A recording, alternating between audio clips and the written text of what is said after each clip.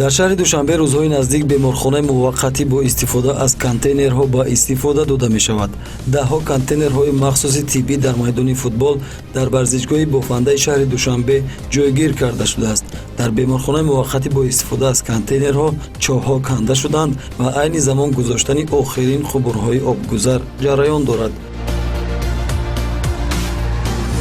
айни ҳол чӣ хеле дида истодаем вагонҳои башардӯстонаи бо назардошти таҷҳизонидан аз тарафи сохтмончиҳои ватании мо васлу насби хатҳои муҳандисии беруна гузаронида шуда истодааст.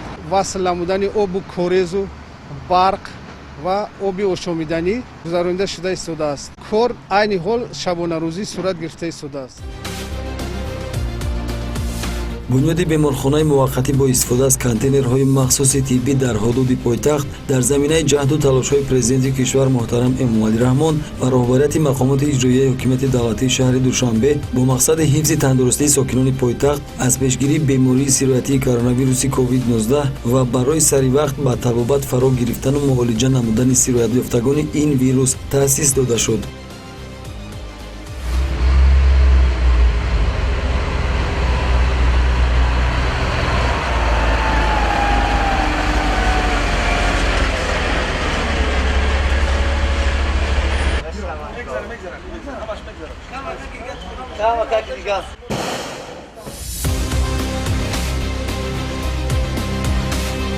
бунёди беморхонаҳои нав ҳамон мушкилот ё ин ки ҳамон сарборие ки ба болои беморхонаҳои шаҳри мо вуҷуд дошт каме ҳам бошад сабуктар мегардонанд ва ҳамон шахсоне ки эҳтимолияти гирифторӣ ба ин беморӣ низ буданд онҳоро муддати 14 рӯз ба карантин фаро мегиранд ва бунёди ҷойҳои нав хеле кори дигар беморхонаҳоро сабуктар мегардонад ва шахсоне ки таҳти эҳтимолият ҳастанд дар ҳамин минтақаҳое ки беморхонаҳои муваққатӣ ташкил карда шудаанд ба таври зуд ва бехатар ба ин ҷо дастрас карда мешаванд ва карантинро дар ин ҷо мегузаронанд.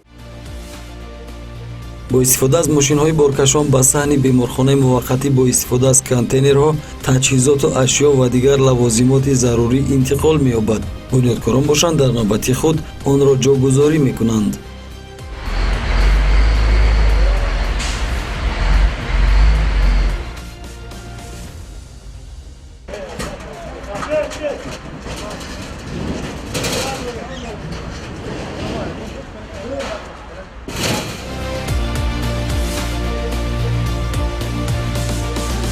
сохтани беморхонаҳои иловагӣ барои беҳбудии кори мо шарт ва зарур мебошад.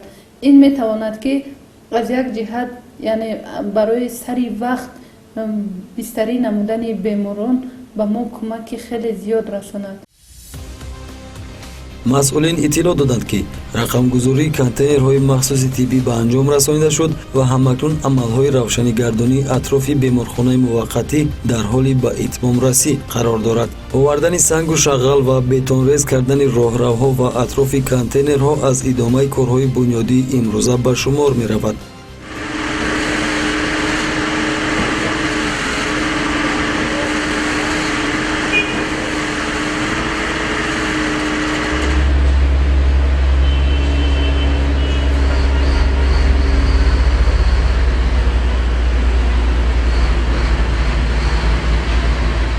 душанбеи мо кӯчак нест, шаҳри калон аст ва аз як минтақа ба минтақаи дигар интиқол додани беморон ё ки шахсоне ки таҳти эҳтимолият ҳастанд гирифторӣ ба ин беморӣ ҳам вақти зиёдро мегирад, ҳам метавонанд ки дигар шахсонро дар муҳит ҳамин вирусро паҳн намоянд ва дигар шахсон низ гирифторӣ ба ин беморӣ гарданд ва вақте ки дар минтақаҳои наздик ин гуна беморхонаҳои муваққатӣ ташкил карда мешаванд зуд осон ва бехатар ба ин беморхонаҳо шахсонро мерасонанд ва эҳтимолияти пешгирии беморӣ низ хубтару бештар мегардад.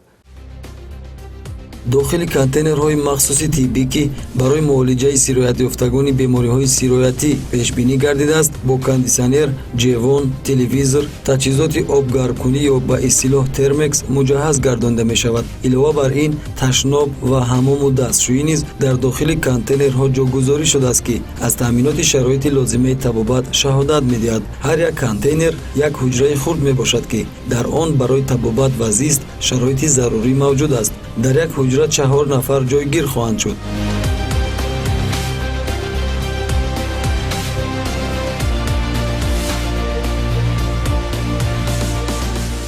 дар ҳамаи он мамлакатҳое ки ин вирус пайдо шуда буд, чунин беморхонаҳои муваққатӣ сохта шуда буд ва онҳо тавонистанд ки сари вақт беморонро бистарӣ намуда сари вақт муолиҷаро бо сифат давом диҳанд ва дар мо низ ин иқдом пешбинӣ карда шудааст ва дар мо низ ин беморхонаҳои муваққатӣ яъне сохта шуда истодааст ки рӯзҳои наздик ба фаъолияти худ шурӯъ мекунанд ва мо метавонем ки сари вақт беморори худро бистарӣ намуда сари вақт муолиҷаро оғоз намоем. вақте ки беморро ҷудо месозем, хавфи сироятёбӣ хеле кам мегардад, зеро ки ҳар як контейнерҳо дорои шароитҳои хуб мебошад.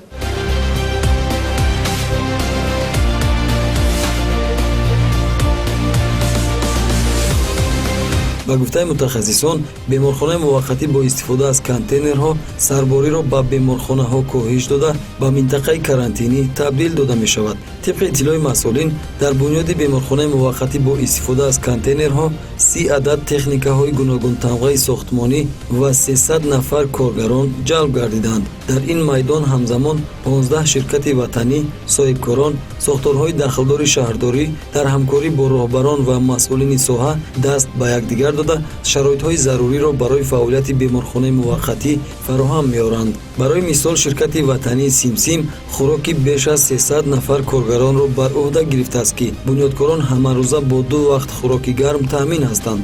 дар умум корҳои бунёдӣ дар ин мавзеъ дар арафаи анҷомёбӣ қарор дорад. масъулин кӯшиш доранд ки беморхонаи муваққатӣ бо истифода аз контейнерҳоро ҳар чиз зудтар ба истифода диҳанд.